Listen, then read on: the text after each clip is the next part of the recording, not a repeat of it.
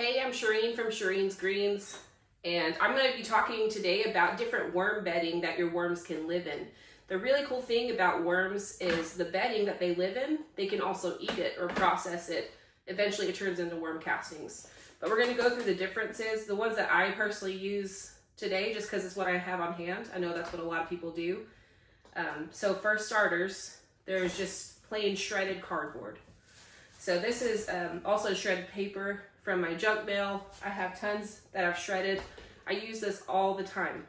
The second one I use often is Coco Coir. So this usually comes in bricks, and then when you put water on it, it expands.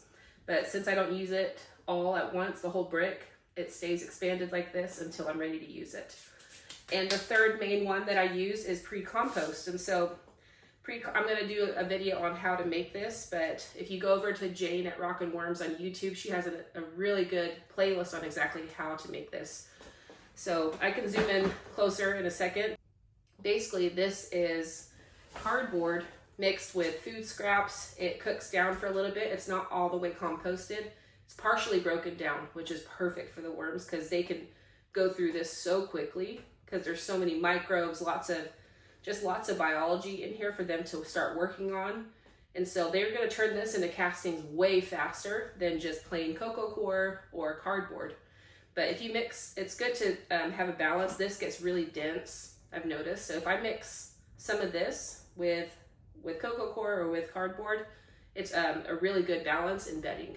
So I'm going to zoom in on this so y'all can get a better look at what it looks like. Real quick, another few bedding examples that worm farmers use is peat moss. I've noticed that peat moss is very similar to Coco Coir, but it is more acidic, and so you have to add agricultural lime to balance out the pH. That's why I don't personally like to use it. There's nothing wrong with it, you just have to be aware of that. Coco Coir is neutral, the pH is neutral, so it's really safe, really fluffy. Another thing people use is leaves, but you have to be careful because they have a lot of like bugs, unwanted bugs, especially if you have it inside. If you have an outdoor worm bin, leaves, that's what they eat out in the wild, so it's perfect. Also, cow manure, like sifted cow manure. I'm trying to think of other things. Shredded newspaper. There's so many things. Anything that's carbon-based, they're going to go after it like crazy. They love it. But these are the three main ones that I use in my worm farm currently, just because I don't have cows. I don't really like peat moss, and this is just what I have on hand. So I'm going to zoom in so y'all can see what this looks like. All right, so here's the Coco Coir. You see how it's really light and fluffy? This is a really good base, especially when you wet it down. The worms love this. It's really fluffy. It kind of feels like a broken up brownie. Obviously, this is cardboard. I mean, you've seen this before. Junk mail cardboard. This is completely dry. And then we have our pre-compost in here. Okay, so right here, this is the pre-compost. This is not worm castings, but it's partially broken down. The way you make it is cardboard mixed with food scraps. Mix it all up, and it heats up, and then it cools down, and you do a couple of heat cycles, and eventually it turns into this. The worms are going to go through this very, very quickly and turn this into castings versus just plain cardboard, because in this, there are so many microbes and things that are breaking this down. So there's a lot of, worms love to eat microbes. Microbes is what helps break down the food. And so this is perfect. It's not all the way broken down. If it's already finished compost, worms don't like that.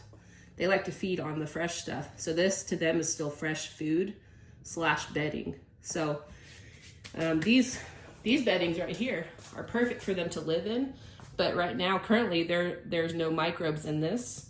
But if you mix it with this pre-compost or throw some worm castings in this, then that's when the microbes can come in here and inoculate it to where they're going to start going to town on this bedding too.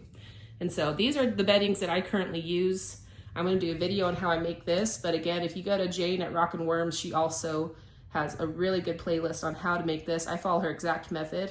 In fact, I just go to Starbucks. You see all that coffee over there, right there. You can get this at Starbucks for free. It's just to use coffee grounds. It's a really good food source, and you put it in here. It heats up, cools down. I usually do 2 or 3 heat cycles where it heats up and then cools down, and then you just let it cure and cool off. The worms love it. I'm gonna bring y'all over here to some of my worm bins. These are a few of my worm bins that I'm using to make starter colonies. I just fed them yesterday, but just kind of want to show y'all. So right now you can see there's cardboard in there. Some of this has turned into castings, but look, check it out. There's some worms in here. But they go to town on all this. And yeah, this I just wanted to kind of show the different bedding that I use for my worm bins. Okay, thanks for watching and learning a little bit more about this. Let me know if you have any questions in the comments. Like and subscribe. And there is another worm video if you're interested in other videos that I make on worm education and worm farming. And we'll catch you in the next one.